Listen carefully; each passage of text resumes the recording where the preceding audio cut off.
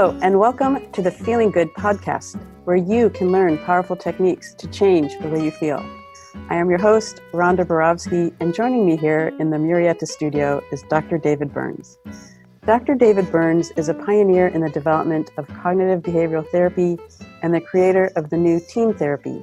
He is the author of Feeling Good, which has sold over 5 million copies in the United States and has been translated into over 30 languages.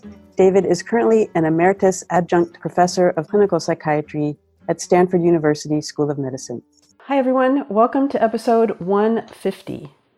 Hi, David. Hello, Rhonda. So today we're going to do a podcast that was sparked by a listener who sent you an email. Is that correct? Yeah. He sent you an email? And his name, which is not his real name, but the name that we're calling him is Rubens. I think that's probably his real name. Oh, that's his real name. Yeah, the one who was having a problem with compulsive shoplifting. Robbins, where is he from? No, this Rubens is his real name, but it's just a cool, interesting question. Okay. And here is his question. Here's his email mean. I've read Feeling Good, and I'm reading When Panic Attacks now. Both have and are helping me immensely. However, the one thing I've never understood is that my anxieties and worries don't come as a thought. For instance, I have an academic presentation tomorrow, and I'm suffering from much anxiety because of that. But the symptoms do not appear because I thought in my mind the sentence, "You are going to fail," or "I am going to fail." In my case, it is usually silent. I just remember that I have a presentation tomorrow, then I immediately feel worried. My chest hurts before any thought. How do I counter-argument my thoughts if I have none? Thank you for replying, Dr. David.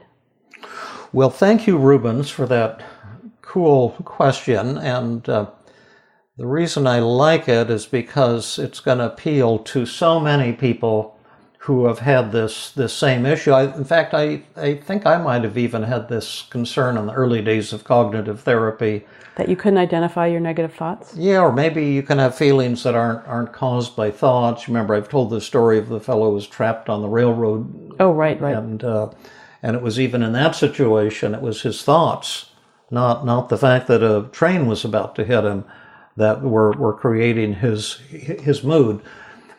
Epictetus, he gave us a principle that's pretty darn hardcore and basic, and that's that you can't have a negative emotion without having some thought that causes it. Sorry, Epictetus? Who's that? Epictetus, yeah. Who's that? He was a Greek Stoic philosopher. Oh. And he started all of this about 2,000 years ago. Oh. And also one of his students, Marcus Aurelius, wrote a book called Meditations about 2,000 years ago, which is like the first cognitive therapy self-help book.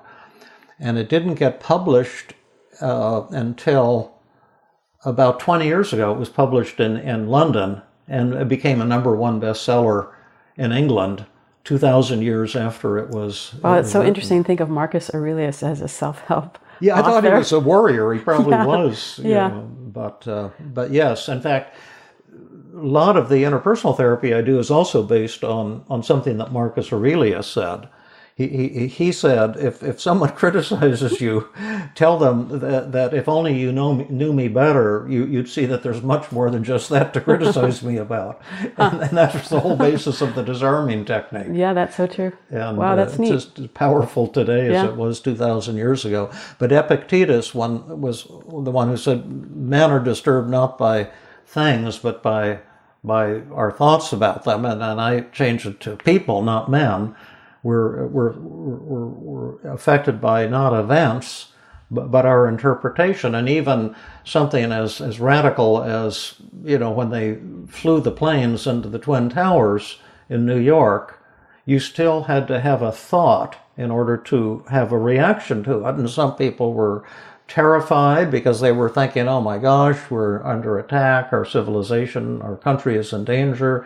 Others were enraged because they were thinking this is unfair, they're losers, they're horrible human beings, we need to retaliate and get revenge on them. And then some people, particularly some people in the Mideast who were unhappy with America, felt happy when they saw this, and they had the thought, Americans are getting what they deserve. Now they know what it's like to have people invading their country and killing their people.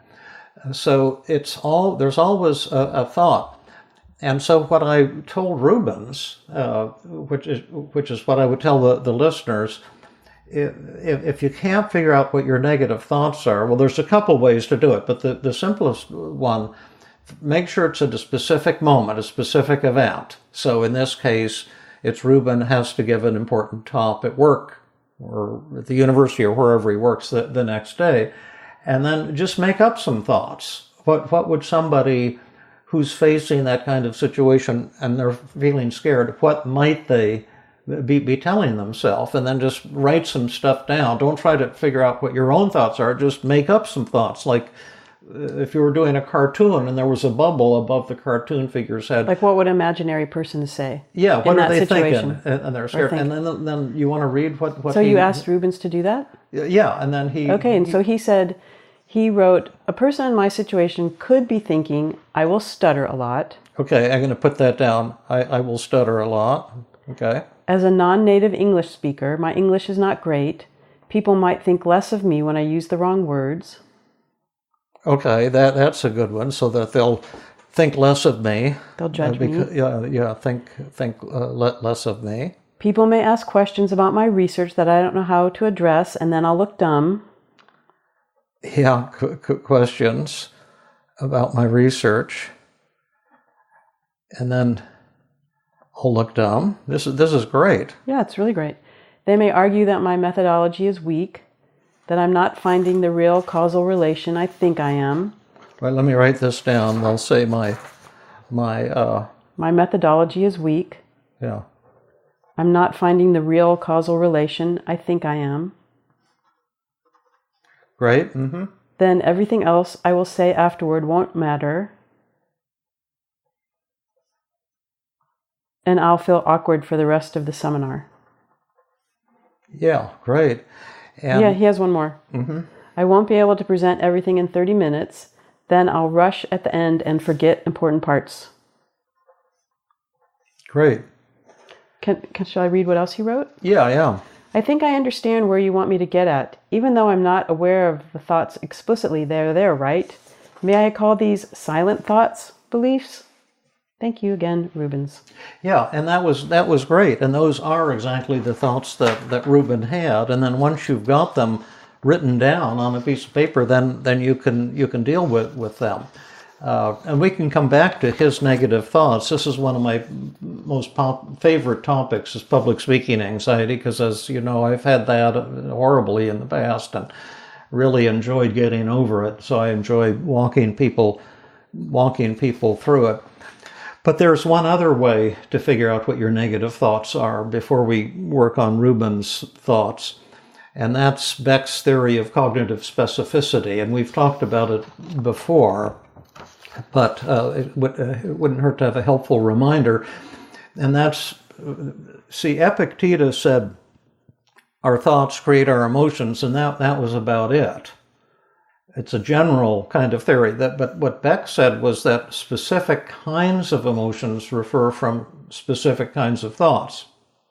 Like, if you fill out a daily mood log and you take a particular moment when you're upset, then you circle all of your negative emotions and estimate how strong they are from 0 to 100. So you may be feeling depressed, 80, anxious, 90, guilty or ashamed, 80, inferior, inadequate, 100, hopeless, 90, angry, 60, that type of thing. And each of those kinds of emotions results from a certain kind of thought. And we'll review that real quickly for you listeners who might be interested in this. And Rhonda, what kind of thoughts always cause anxiety? If you're feeling anxious, what kind of thought would you have? What kind of thought would I have if I'm feeling anxious? Yeah. A thought about not being able to do something, or worry about protecting someone, or something kind of magical thinking that if I don't do something, someone will be harmed. Those are all great thoughts. The simple, quick answer to it is it's the prediction of danger. Oh, yeah. All anxiety results from telling yourself that you're in danger and that something terrible is about to happen. And you can see that here in Reuben's thoughts, like they'll ask questions they can't answer, I'll look dumb, I'm going to stutter, my English will be poor. These are all negative predictions. And they do predict danger. Yeah. That something terrible is going to happen that's going to screw up his career. What kind of thoughts would cause somebody to feel guilty? What are you telling yourself when you feel guilty? I've done something wrong? Yes, I violated my value system, and I'm a bad person. I've hurt someone I love. I've done something bad. I am bad. And I distinguish guilt and shame in the following way. You can use these words any way you want, but to me, guilt is when you're telling yourself that you're bad because you violated your values, that you've done something morally wrong. Shame is the feeling someone else is going to see this about me. Someone else is going to judge me for being bad and for being a loser or whatever. Actually, we just talked about that. There's another verse. Jacob Towery was telling us it wasn't original. He said it wasn't original to him, but we were just talking about that, and I think it was Brene Brown. Is that her name? I don't remember who he talked about, but he said that guilt is when you think I did something wrong behaviorally, and shame is when you feel like I am a bad person. Yeah, I don't use that distinction, but you can use that one as well. You can use these words in any way you want. But guilt can be I'm a bad person too. Like I'm a bad mother, I'm a bad father, I'm a bad teacher. I hurt someone. So it's a pretty subtle difference. But yeah, you can. They're just sounds that come out of our mouth. Right. Guilt, shame. And we use those words in a variety of ways. Now, how about depression? Well, I was going to ask if you're feeling sad or depressed. You want me to answer that one? No. Okay. Yeah. I want to answer. Isn't that based in hopeless thoughts? Thoughts about hopelessness? No. We can talk about hopelessness. That's an easy one. Then come back to depression. Okay. What kind of thoughts cause hopelessness? What kind of thoughts cause hopelessness? Mm-hmm. Negative predictions of the future. No. Yeah.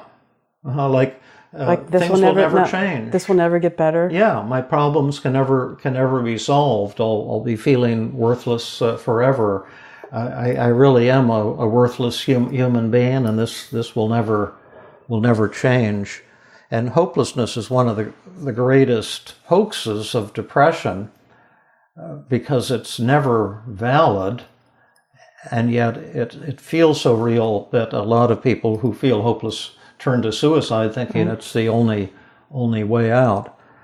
And hopelessness is almost always a symptom of depression.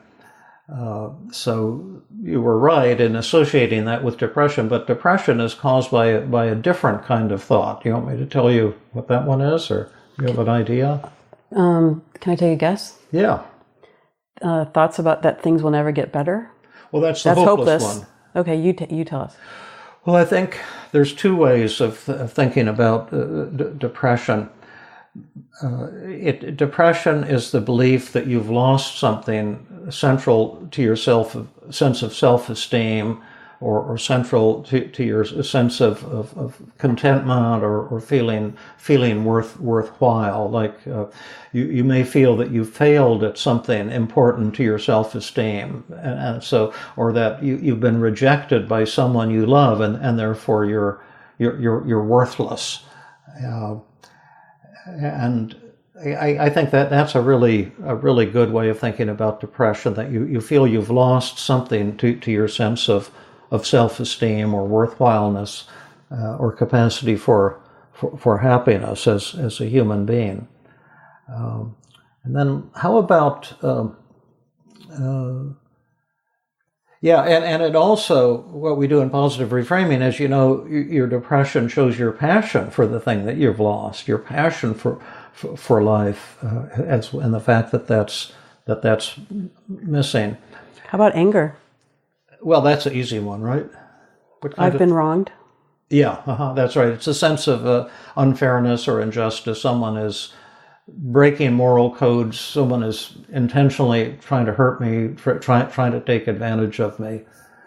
And then if you feel inferior, what kind of thoughts cause feeling inferior? Or not being good enough? Yeah, exactly. Yeah, I'm not good enough and others are better than I am. And it's this belief that you have a self that doesn't measure up. So anyway, that's how to identify your negative thoughts, and you should always do it on paper. And we're going to actually have a series of podcasts coming up here pretty soon. Once you've written down your thoughts, not only how to identify the distortions in them, but we're going to have our cognitive distortion starter kit. Yeah, that'll be fun. Yeah, we're going to have 12 separate podcasts on each of the 10 distortions. And the reason there's 12 is because one of them, jumping to conclusions, there's 3 different kinds of jumping to conclusions. So that's actually will be 3 podcasts rather than 1, but we'll have an all or nothing broadcast, an overgeneralization podcast, discounting the positive and mental filtering, and you'll see the very best techniques for each distortion. And by the way, once you've written your thoughts down, the distinction between a healthy and negative feeling, a healthy one and an unhealthy one, is that the unhealthy one always has a lot of distortions in the negative thought, whereas a healthy negative emotion, like healthy sadness, there's no distortions in the thought. Like when my cat Obi died, I thought I loved him and he was a beautiful fellow and he was a miracle in our life, and I'll miss him, and I loved him. Well, then why would that type of sadness was not a negative emotion? It was just itself. It's just itself was sad. Well, I would say that sadness without distortions is the most positive emotion a human being can have. Yeah, I agree with you. Because it's so a spiritual thing. Right. Those tears are tears of love and connection. Now, how about, let's come back to our fellow Rubens. Is that his name? Yes, his real name. So he's saying, I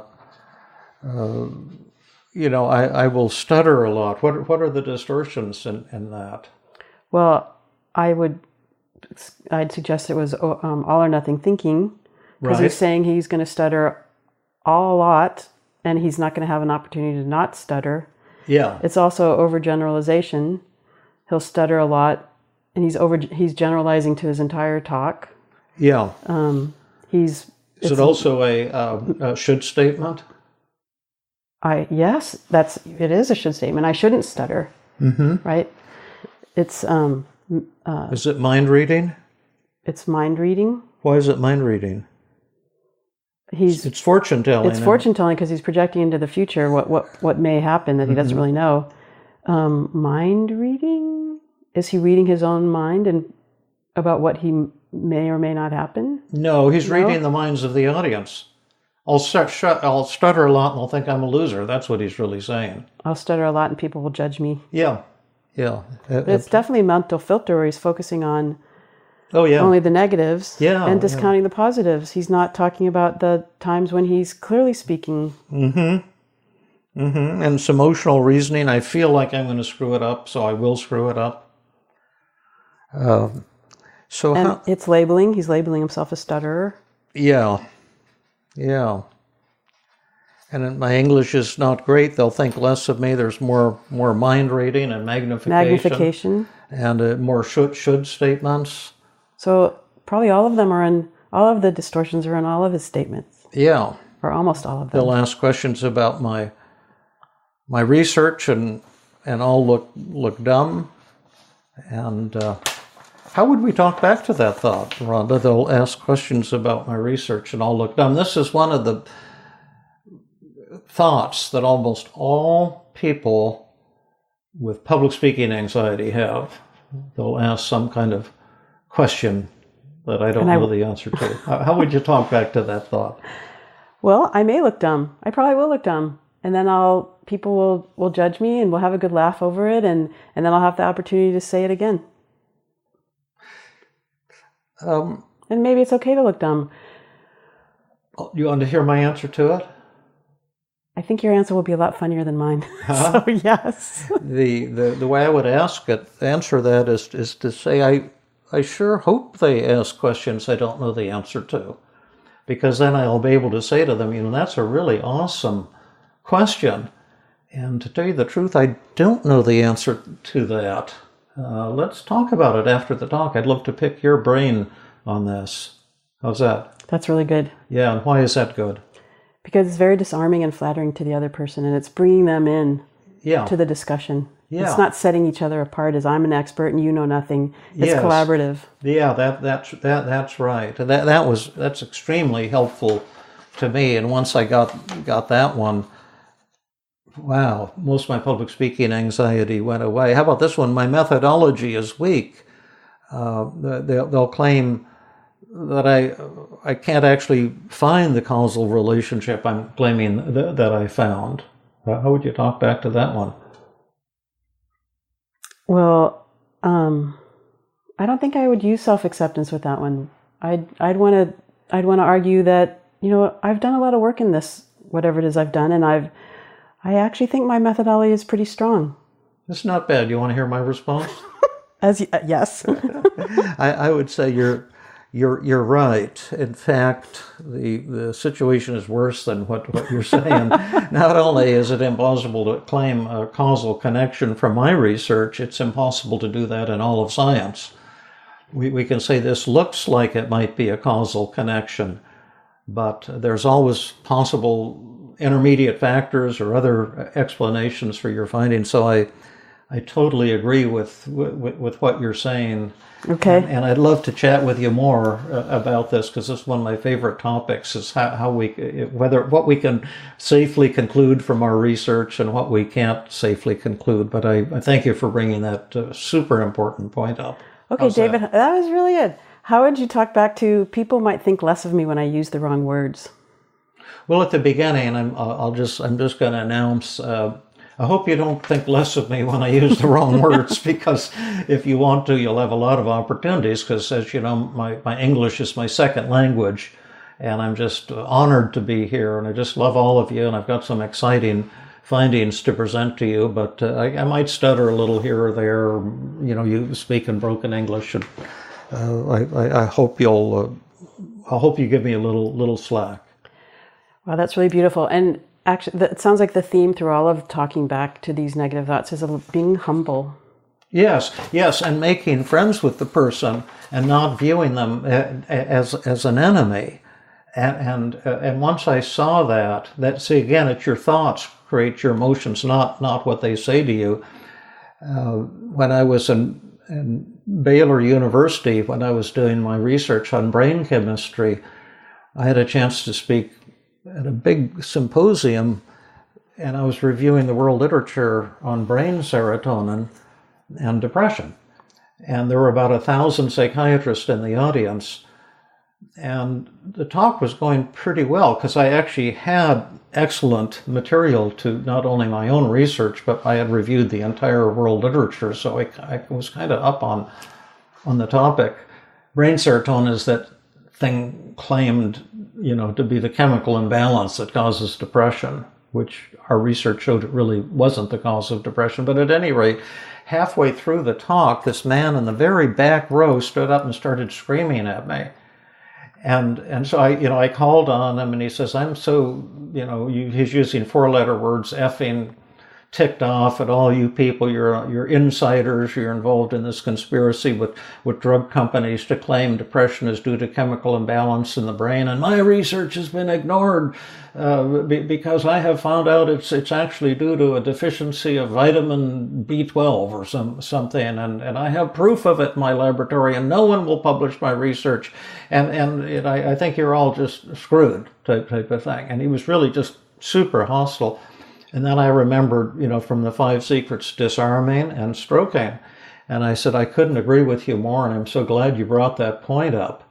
My own research has shed tremendous doubt on this whole serotonin chemical imbalance theory of depression, and I've also come to the conclusion it's not the cause of depression.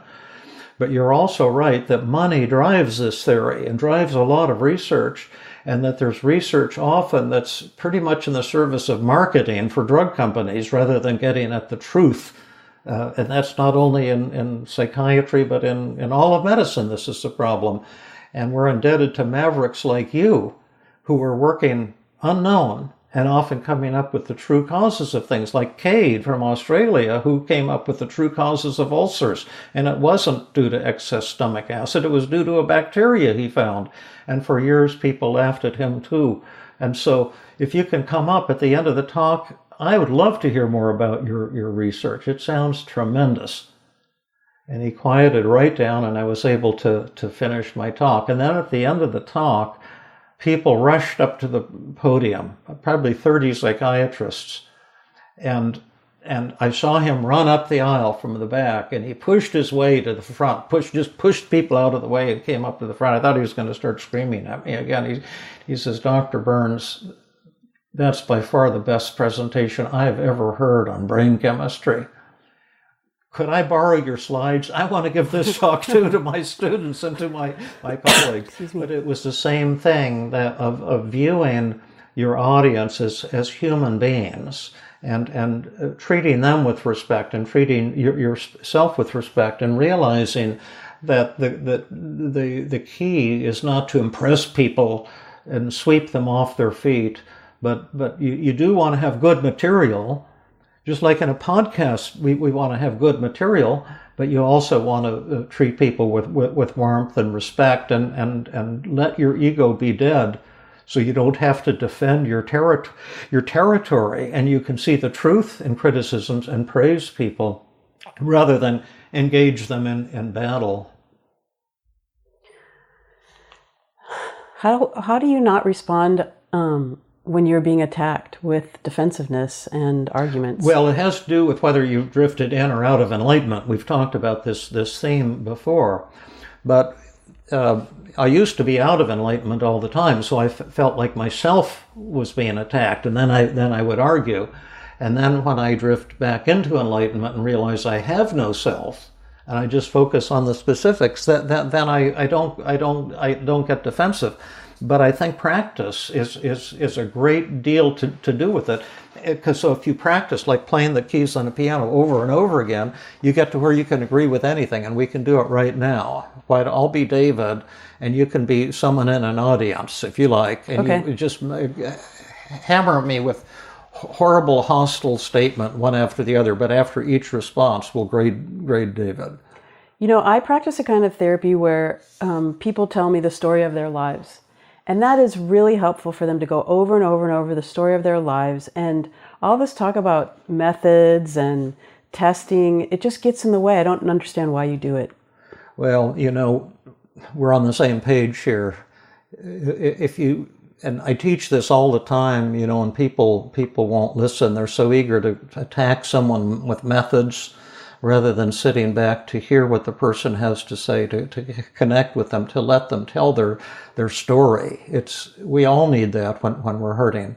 And if you try to skip that step in therapy, you're not a healer. You're just a technician, and you're going to fail a good percentage of the time. I so appreciate your saying that and reminding all of us of the huge importance of what Carl Rogers taught us many, many years ago.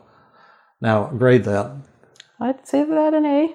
I would definitely give that an A. Yeah. I feel pretty kind of like joined in with you, and that I feel respected, that you took what I said seriously, and you saw value in what I said. Yeah. So try to be more outrageous. Say something even more impossibly you say, okay, here's one. You say that you can cure people in 2 hours. That's an insult to people like me. I see my clients for years. I have one client I've seen 7 years, and that's a short time period. And we're just right now getting to the place where I realize what it is that has harmed him in his life. Yeah, it sounds like you've been working with someone who trusts you and appreciates you, and working at a very, very deep level. And I think you're right that if you don't take the time to get to know someone, you just throw techniques at them, it's not going to be be effective. And what did you say first? I kind of. I mean, it's an insult to say. Oh, it's an insult. Exactly. Heal someone in 2 hours. Yeah. This has been something that's dawning on me as well, and I think you're pointing at a kind of blind spot I've had. I've sometimes actually had patients who reacted with hurt and anger when I suggested that we could work quickly and get them over their problems quickly, because they have sometimes felt that trivializes their problems and shows a lack of respect and empathy for the great pain that they've been through. And so I've had to learn to listen as well, and to be sensitive to how other people are feeling.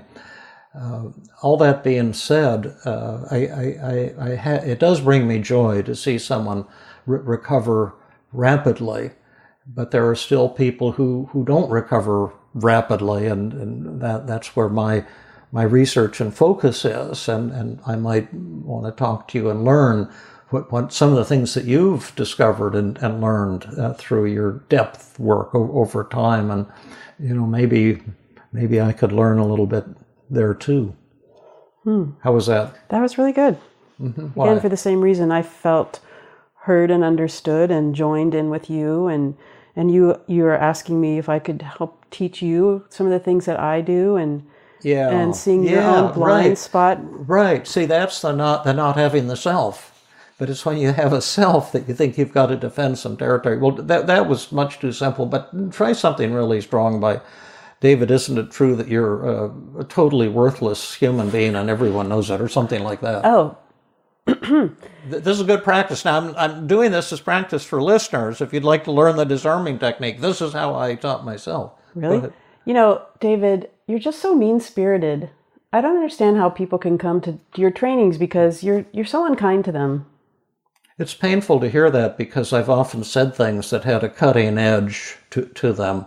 And when I hear that, I feel sad and ashamed. In fact, when I was in private practice, I guess even now, when I treat people for free, the thing, it doesn't make any difference how depressed someone is. It never lowers my spirit. The more depressed they are, the happier I feel, because I feel I can bring them something really fantastic in today's session. But when I slip and say something that hurts somebody's feelings, it's like getting kicked in the stomach myself. And I think this is one of the things where the idea that we're all one is painfully true.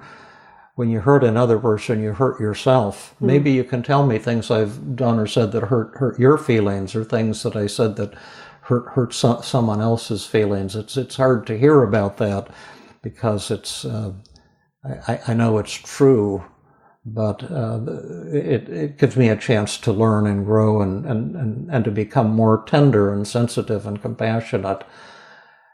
And without that, we're nowhere. Oh my God, I feel like I've just melted butter. Yeah. But you have to practice it, and it has to come from the heart. It can't be done as a gimmick. Can I tell you a story? Yeah. I went camping this weekend, and it was at a music festival, and the people in the tent right next to me, they played music till about 3 a.m., and then at 6 a.m. they started talking really loudly, and I was swearing in my head, thinking what horrible people they were, and I thought about the 5 secrets, and I got out of the tent, and I walked over to them. I practiced this several times in my head and said, "Hi, you guys look like you're having a really good time, and that's why we're here. We're here to have a good time. Aren't we?" And they said, "Yes." And I said, I'm really happy that you're having a good time." And they said, "Gee, thanks." And I said, "But do you think you could be just a little bit quieter? Because there are a few other people who want to sleep."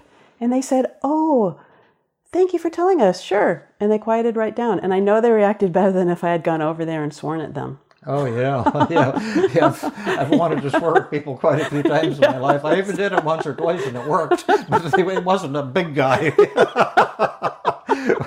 When the 5 secrets fail, then you can use number 6, which is screw you. Anyway, thanks. Yes. That's just a good little story about life. That's what happened cool. with 5 secrets in life. But I you're right. It does take practice. Yeah, and it's beautiful to listen to you, because it's so heartwarming. Yeah. Yeah, but I don't do it all the time. I slip up just like everyone else, but I do. Well, I'm glad you're not perfect. I remember it most of the time, and it really makes life an awful lot easier. Well, David, shall we end this podcast with you telling us about the intensives? Oh, yeah, I keep forgetting. There's going to be 2 summer intensives, 4 days each, and so if you really want to learn team therapy, this is the best way to do it. July 15th through 18th, 2019 in Calgary, Canada, and that's sponsored by Jack Carosi and Associates. I've worked with him for years, and he just puts on a fabulous Canadian workshop always. Then in July 29th to August 1st, 2019, there's going to be the South San Francisco 4-day intensive, and I know you're going to be there helping to teach, and Jill Levitt is going to be there doing a live demo with me. We're going to have many people from the Feeling Good Institute there to help the participants, help you with your small group practice. You get specific individual mentoring and feedback from me and at least a dozen other expert teachers. So that's July 29th to August 1st, 2019, South San Francisco, the annual intensive. And then my first intensive on the East Coast in a good 25 years will be November 4 to 7, 2019 in Atlanta, Georgia. Then that will be sponsored by Praxis, as will my one this summer in San Francisco, the South San Francisco. And you can find links to all of these and more information on my website on the workshop page. The website is feelinggood.com. Feeling Good is one word with 2 G's in the middle, feelinggood.com. Click on workshops, and then you'll see the links, and you can get the write-ups on these 3 tremendous intensives. I want to thank Rubens for sending this really great email that sparked this entire podcast. Yeah. And shall we encourage other people to keep sending you emails? Yes, I love it when you have Ask David's general questions, Ask David questions about relationship issues and 5 secrets issues, or just suggestions for podcasts, and it makes it more fun for me and maybe for you too, Rhonda. Yeah, it is fun. Because then we're engaged as a group rather than some experts, throwing things at you. Yep. Okay, well, thanks everyone. And thank you, David. Thank you, Rhonda. Thank you, everybody. Until next time. This has been another episode of the Feeling Good podcast. For more information, visit Dr. Burns' website at feelinggood.com, where you will find the show notes for this episode under the podcast page. You will also find archives of previous episodes and many resources for therapists and non-therapists. We welcome your comments and questions. If you want to support the show, please share the podcast with people who might benefit from it. You could also go to iTunes and leave a 5-star rating. The theme music is Gypsy Jazz in Paris, 1935, composed and performed by Brett Van Donsel. I am your host, Rhonda Borowski. We hope you enjoyed this episode. I invite you to join us next time for another episode of the Feeling Good podcast.